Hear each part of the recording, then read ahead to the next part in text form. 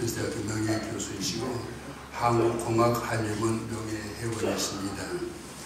대한기계학교 회장을 역임하셨고 한국공학교육학회 초대 회장을 역임하셨습니다. 특히 연세대학교에서는 강의하시면서 자동차 기술연구 소장을 역임하셨습니다. 오늘 오셔서 이렇게 귀한 강의해 주셔서 감사하면서 과학은 하나님을 부정하지 않는다. 우리가 지금까지 생각하고 있는 것은 맞지 않는다. 우리가 많이 잘못 생각했구나 그렇게 생각하게 됩니다. 귀한 강의해 주시겠습니다. 박수로 환영하십니다.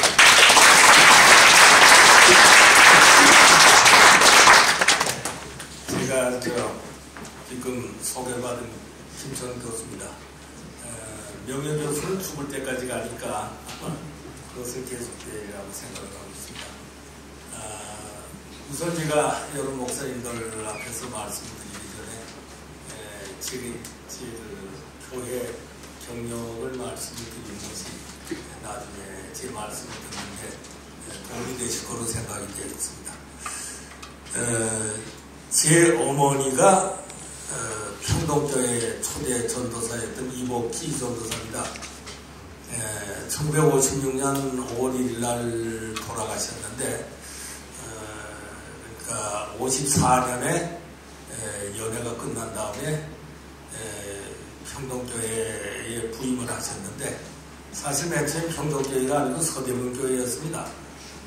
근데 서대문교회를 가보니까 교회가 이 장로님을 중심으로 두 팀으로 돼가지고 서로 다투고 있어서 어머님 결국 모셔간 쪽이 김성산 장로님 쪽이어서 그쪽에 초빙을 받아가셨기 때문에 이제 따로 나가서 감리교 신학대학 강의실을 빌려서 예배보기를 시작을 했습니다. 그러다가 헌금을 해서 냉천동에 집을 하나 빌려서 옛날 적산가옥인데 흉가라고 6.25 때 많은 애국자들을 죽였다고 하는 그 비탈에 있는 아무도 안 가는 그 정말 호름한 일본식 집이었는데 우선 그걸 빌려서 평동 그때는 평동이라고 하는 간판을 안 달았던 것 같고요. 거기서 다시 헌금을 해서 지금 평동에 옛날 구한말 학부 대신 그 흉가를 사서 그리로 들어가면서 아마 그 54년 그 가을쯤에 평동교회에 간판을 단 것 같습니다. 그리고 최인기 목사님을 모셔왔고요. 그러고서 이제 그래서 지금도 제가 평동교회를 보면 참 아련한 마음과 여러 가지 감회가 있습니다. 성가대 지휘자도 몇 년 했었고 어머님이 거기서 돌아가셨기 때문에 저로서는 감회가 있고 아까 그 성경 말씀 얘기가 나왔는데 정말로 제 회고록에 쓰려고 했던 이야기인데 제가 성경을 8살 때 신구약을 띄었습니다. 아멘. 그러니까 그때는 일제시대라 일체 그 한글을 그러니까 조선어를 쓰지도 못하고 배우지도 못하게 했을 때인데 제가 그때 만주 교화에 있으면서 어머니가 저보고 하도 일본말을 잘하니까 제가 학교에서도 공부를 잘해가지고 일본 학교를 다녔는데 학교에서도 차별을 받지 않고 잘 지냈습니다. 늘 1등을 했으니까. 그랬더니 조선말 꼭 배워야 된다. 그래가지고 조선어 독본을 시작해서 그게 제 8살 때인 것 같습니다. 소학교 1학년 때인데 그때 띄니까 어머님이 제일 먼저 쪽복음을 주셨는데 지금 혹시 기억을 하고 계신지 모르지만 그때만 해도 아주 작은 책에 선교사들이 이렇게 그 선교할 때 쓰던 조그만 책이 있습니다. 그 마가복음을 제일 먼저 읽었던 것 같은데 마가복음이 아마 제 기억에는 제일 좀 쉬웠다고 생각을 합니다. 요한복음이 제일 어려웠고요. 그래서 마가복음 보고 그 다음에 마태복음 보고 누가복음 보고 그 다음에 요한복음을 봤더니 그러면 이제 너 신구약을 떼야 된다. 그 기간은 얼마입니까? 그랬더니 1년이다. 그래서 제가 사실은 그 나이에 한글을 갓 배워가지고 제가 성경을 읽기 시작했는데 제가 지금도 사무엘 상하는 그 내용 거의 외우고 있습니다. 참 재밌고 다윗이라는 얘기도 참 좋고 창세기도 제가 잘 읽었는데 신명기, 민수기, 레위기로 들어가면 억지로 읽었고요. 제가 제일 그 지루하게 생각했던 건 욥기입니다. 욥기에 처음엔 괜찮은데 나중에 이제 원망하는 얘기, 그 다음에 견디는 얘기가 어떻게 그렇게 고생을 하는지 그 여러 장을 참 많이 지루해서 그래도 다 읽었습니다. 그래서 한번 읽었더니 어머님 말씀이 성경은 한 번 읽으면 안 된다.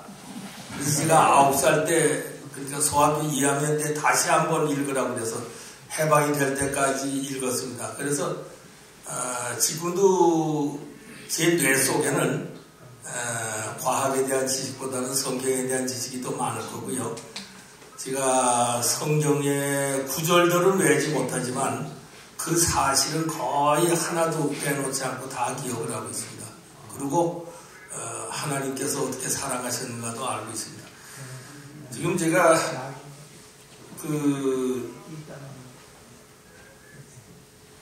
입교하고 세례를 받은 거는 인천 창녕교회에서 황천 목사님인 데서 제가 고등학교 1학년 때니까 1952년이겠습니다. 그때 했고 제가 그러다 보니까 이제 어머님이 51년 말에 인천 창녕교회 전도사로 부임을 하셨기 때문에 제가 인천에서 영화중학을 나왔고요. 그리고 6.25 때 중3이어서 숨어 있으면서 소설을 봤는데 그 신문의 상록수가 그렇게 저를 많은 감명을 줬던 것 같습니다. 그래서 제가 반드시 농촌에 가가지고 이제는 옛날처럼 농촌 계몽운동이 아니라 농촌을 기교화해서 한국을 정말 잘 사는 나라로 만들어야겠다. 그래가지고 제가 그때 창녕교회 그 주택에 있었으니까 바로 건너가면 인천고등학교가 있는데 인천공업 기계과를 지원을 해서 갔습니다. 그러니까 그때 보면은 미친 짓이죠. 영화중학교 1등으로 졸업을 했는데 제가 1호로 상장을 받았으니까 졸업장을 그랬는데 성적이 모자라서 갔던 건 아니고 죽어도 기계를 해서 우리나라 농촌을 발전시켜야겠다. 그러면서 이제 갔었는데 거기서 한 10리 됩니다. 인천 주안에 있는데 정말로 깡패 나가는 그런 학교를 가서 고생을 좀 했습니다만 다행히 서울공대 기계과를 진학을 할 수가 있었고요. 그때에 제가 지금도 제 후배들하고 요즘에도 얘기를 했더니 아니 어떻게 공부 잘하는 사람이 공업학교 가냐 그랬는데 제가 지금 왜 공업학교 가는 걸 어머님이 막지 않으셨냐는 생각을 하니까 어머님이 아마 전도사 하시면서 대학교 등록금 내기가 어려우셨다고 생각하신 것 같습니다.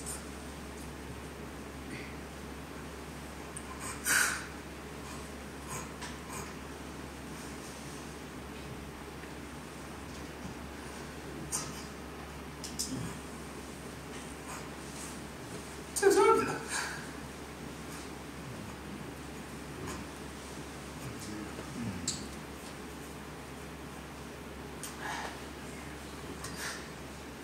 이게 제가 평생 초반에 간증이 돼서 용서합니다.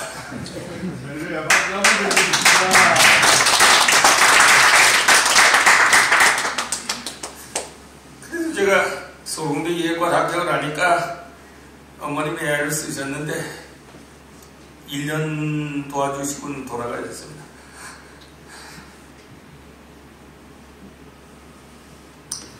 그리고 제가 평동계 성가대 지휘도 하다가 나중엔 졸업하라고 국방과학연구소에 연구사병으로 있으면서 효창교에 나가게 됐습니다. 효창교에는 어머님 돌아가신 다음에 강치한 장로님이 계셨는데 강 장로님하고 저하고는 아주 특별한 관계가 돼서 제가 아버님처럼 모시느라고 근데 강치한 장로님하고는 어머니하고 인연이 아주 특별했었습니다. 평동교회 창녕교회 가시게 된 것도 그때 시작이 됐던 거고요. 강치한 장로님이 젊었을 때 독립운동을 좀 한다고 그러면서 만주에 들어가셨다가 길림에서 길림신학을 다루셨는데 그때 어머니가 그 길림교회 성가대 반주를 하시고 유치원 보모로 계시면서 강치한 장로님을 그 신학교 음악 그 교수로 가서 강의하다가 만나셨어요. 그래서 그런 인연 때문에 이제 저하고 친부모님처럼 나중에 어머님 돌아가신 다음에 자주 가게 됐고, 그래서 효창교회에 만드시고 애쓰시니까 거기 가서 그 조그만 성가대, 지금도 아마 한두 분 살아 계실 텐데 성가대원이, 그래서 성가대 지기를 하고 그래가지고 김영기 목사님하고 인연이 닿은 겁니다. 그래서 제가 오늘 이제 그러고는 정동교회는 64년 제가 결혼하면서부터 옮겨가지고 있으니까 횟수로 지금 60년 교회에 나가고 있습니다.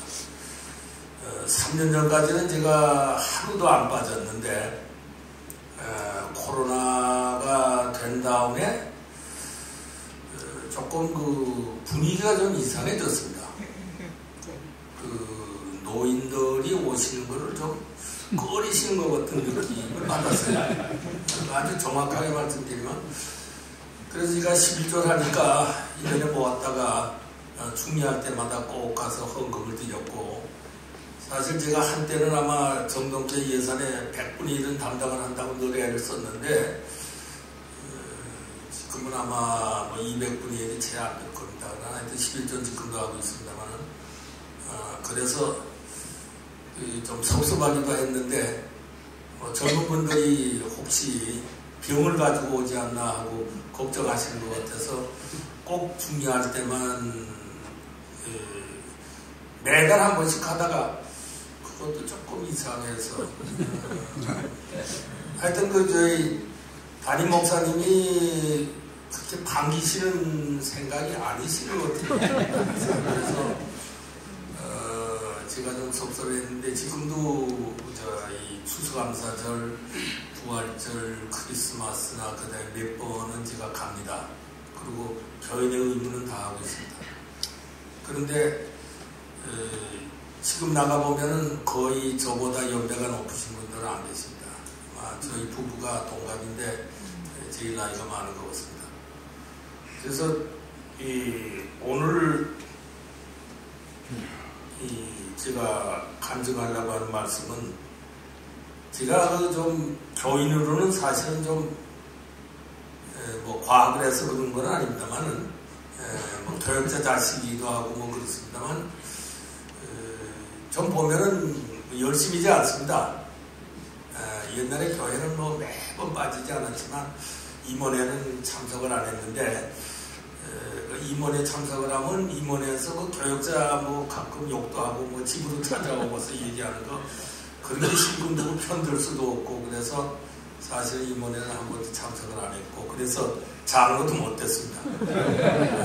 그렇지만 뭐 교인으로서 좀 되는데 지난 작년 5월에 제가 기획했던 마지막 책을 내고 제가 자동차 관계로 한 30년, 그러니까 한국 자동차 한 50년하고는 제가 직접 관계가 있습니다만은 자동차 관계로 한 30년 봉사를 했기 때문에 그걸 마감하는 책을 작년에 내고 나서 이제 그 다음에 할 일이 없었어요.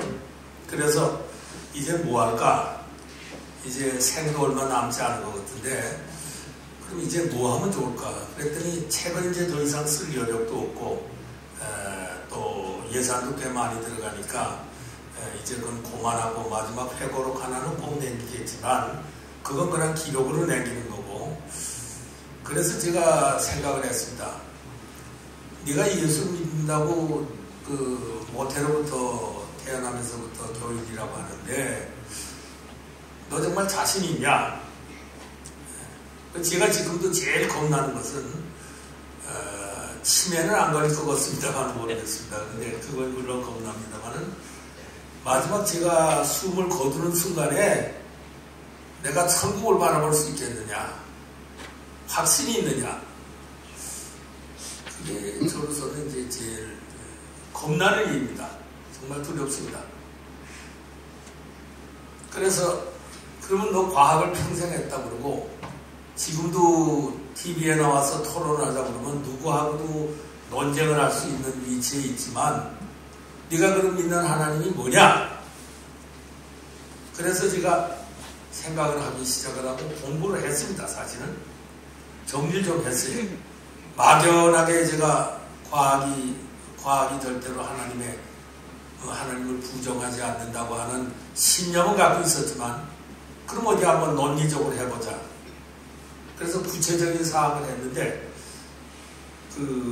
작년 여름서부터 히스토리컬 저널이라고 저희 채널이라고 하는 그 역사를 나오는 데가 있는데 그 미국 쪽 그것이 상당히 많이 나옵니다. 정치하는 사람들 하도 실없는 소리를 하기 때문에 듣기 싫어서 주로 이제 외국 방송을 보고 있었는데 거기서 보니까 빅뱅이라고 하는 얘기가 나오기 시작했어요. 그래서 그 빅뱅을 그럼 한번 찾아보자. 그리고 찾아봤더니 결국 우주가 언제 창조됐냐면은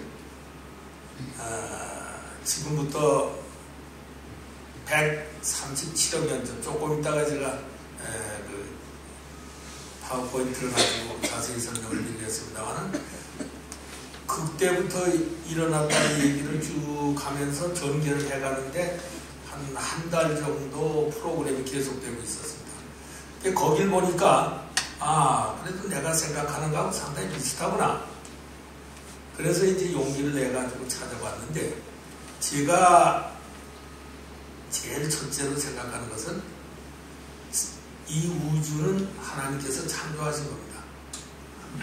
지금 그 엉터리 공부했다고 하는 사람이 뭐 저절로 됐다고 그러고 뭐 화성을 간다고 그러고 뭐 딴 나라에 딴 행성에 가서 뭘 한다고 그러고 뭐 은하수가 많으니까 지구 같은 게 뭐 수백 개 있을 수도 있다고 그런 소리 하는데 그건 다 연구비 따가지고 연구하고 싶어하는 사람들이 자기 희망을 얘기하는 겁니다. 그건 거짓말은 아니지만 그냥 희망입니다. 실제로 내용은 그렇지 않습니다. 지금 그 유명한 그 허풍쟁이고 또 뭐 기업은 참 잘하는 그 머스크라고 하는 친구가 뭐 지금 화성을 가는데 뭐 사람을 모으고 화성 가는데 막 9개월인가 걸릴 겁니다만은 그렇게 해가지고서 뭐 인간을 한번 보내보겠다.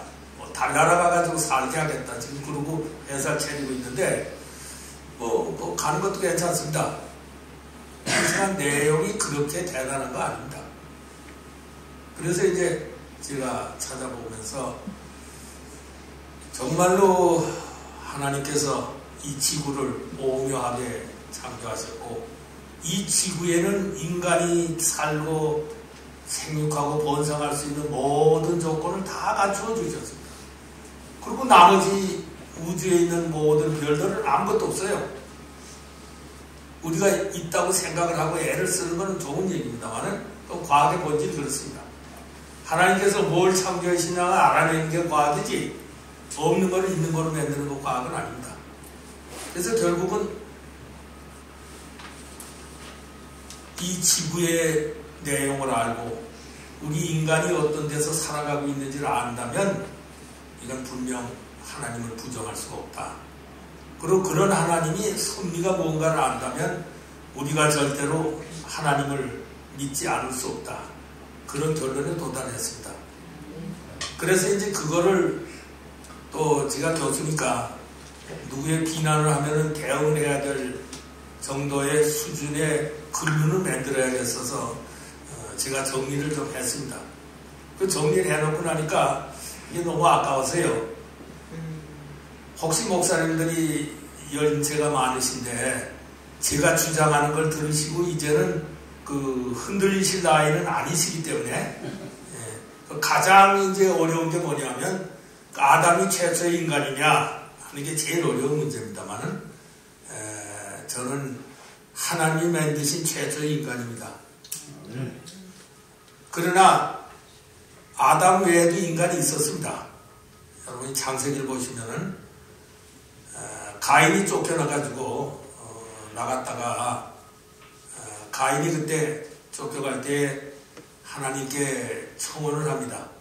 제가 이렇게 큰 죄를 지었으니 집에서 추방을 당했는데 사람들이 저를 보고 때려 죽이면 어떡하겠습니까?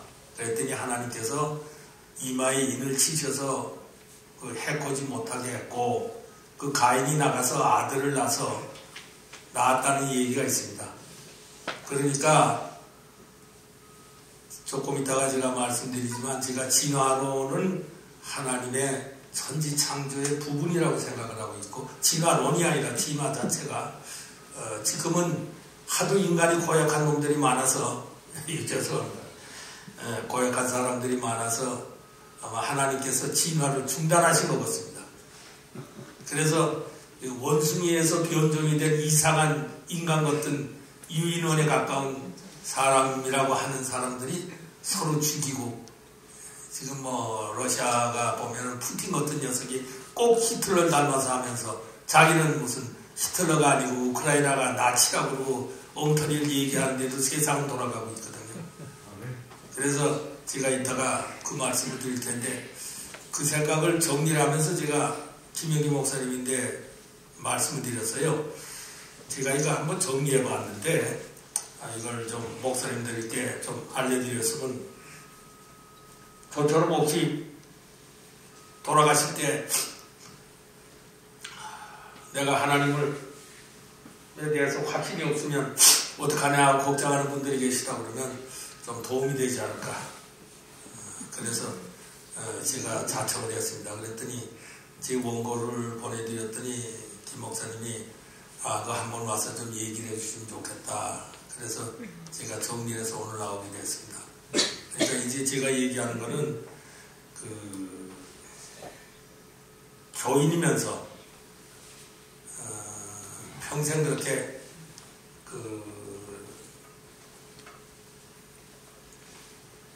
그렇게 특별한 뭐 제가 감격한 적은 여러 번 있습니다만은 그렇게 성신을 받았다고 생각하고 방언을 얘기하고 그런 건 저는 못했습니다.